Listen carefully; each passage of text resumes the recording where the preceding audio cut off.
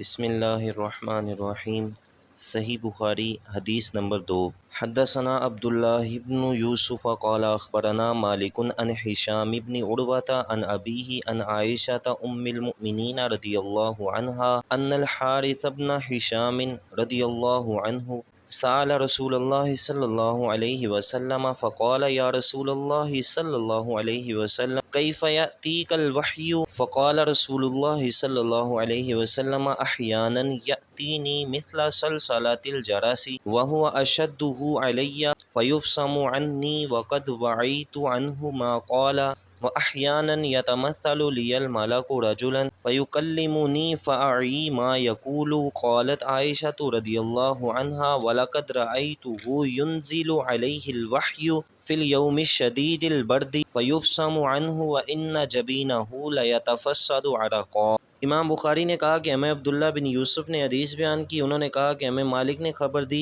از ہشام بن عروہ از والد خود از حضرت عائشہ ام المؤمنین رضی اللہ عنہا کہ حضرت الحارث بن ہشام رضی اللہ عنہ نے رسول اللہ صلی اللہ علیہ وسلم سے سوال کیا، بس کہا یا رسول اللہ صلی اللہ علیہ وسلم آپ کے پاس وحی کس طرح آتی تھی؟ تو رسول اللہ صلی اللہ علیہ وسلم نے فرمایا کبھی کبھی وحی میرے پاس گھنٹی کی جھنکار کی مثل آتی تھی اور وہ مجھ پر سخت دشوار ہوتی ہے، پھر جب وہ وحی مجھ سے منقطع ہوتی تو میں یاد کر چکا ہوتا ہوں کہ فرشتے نے کیا کہا تھا، اور کبھی فرشتہ میرے لیے مرد کی شکل میں متشکل ہو جاتا ہے، سو وہ مجھ سے بات کرتا رہتا ہے اور میں یاد کرتا رہتا ہوں کہ وہ کیا کہہ رہا ہے۔ حضرت عائشہ رضی اللہ تعالی عنہا بیان کرتی ہیں کہ میں نے دیکھا کہ سخت سرد دن میں آپ پر وحی نازل ہوتی تو جس وقت وحی آپ سے منقطع ہوتی تو آپ کی پیشانی سے پسینہ بہہ رہا ہوتا تھا۔ صحیح بخاری میں حدیث نمبر 2، صحیح مسلم میں حدیث نمبر 2333، سنن ترمذی میں حدیث نمبر 3634 اور دیگر حوالہ جات آپ کی سکرین پر درج ذیل ہیں۔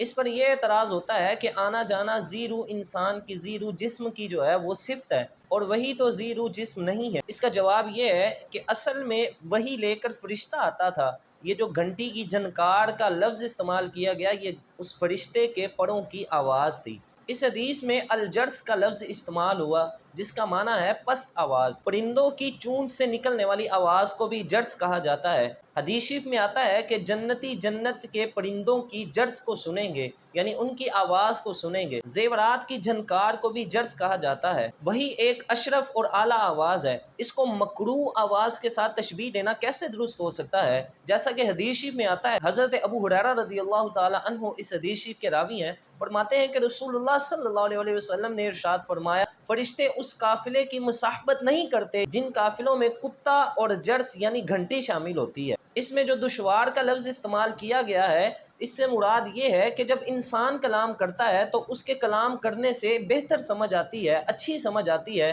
لیکن جب گھنٹی کی آواز آ رہی ہو، کوئی جھنکار کی آواز آ رہی ہو تو سمجھنے میں ذرا مشکل ہو جاتی ہے۔ اور اس حدیث شریف میں آپ نے فرمایا کہ کبھی میرے پاس فرشتہ کسی اور کی شکل لے کر آ جاتا تھا، کسی مرد کی شکل میں آ جاتا تھا، جیسا کہ حدیث شریف میں آتا ہے کہ رسول اللہ صلی اللہ علیہ وسلم نے فرمایا کہ مجھ پر وحی دو طرح سے آتی تھی، کبھی جبریل مجھ پر وحی ڈالتے جس طرح ایک بندہ دوسرے بندے کے دل میں کوئی بات ڈالتا ہے، اور اس میں سے کچھ مجھ سے چھوٹ جاتا تھا۔ یہ چھوٹ جانے سے مراد آگے حدیث شریف میں اس کی وضاحت کی ہے کہ صحیح بخاری میں ہی اس کی وضاحت موجود ہے کہ جب وحی منقطع ہو جاتی تھی تو رسول اللہ صلی اللہ علیہ وسلم نے فرمایا کہ اس وقت تک میں اس بات کو یاد کر چکا ہوتا تھا، اور کبھی میرے پاس آواز جرس کی طرح وحی آتی تھی اور وہ میرے دل سے مخلوط ہو جاتی تھی، یعنی میرے دل میں رچ جاتی تھی، پھر اس میں سے مجھ سے کوئی چیز نہیں چھوٹتی تھی۔ حافظ عسقلانی فرماتے ہیں کہ فرشتے کا کسی مرد کی شکل اختیار کر لینا، اس سے مراد یہ نہیں ہے کہ فرشتہ جو ہے وہ اس کی ذات مرد بن جاتی تھی، بلکہ وہ جو فرشتہ ہے وہ مرد کی شکل اختیار کر لیتا تھا تاکہ وہ اپنے مخاطب کو اپنی طرف جو ہے وہ مانوس کر سکے،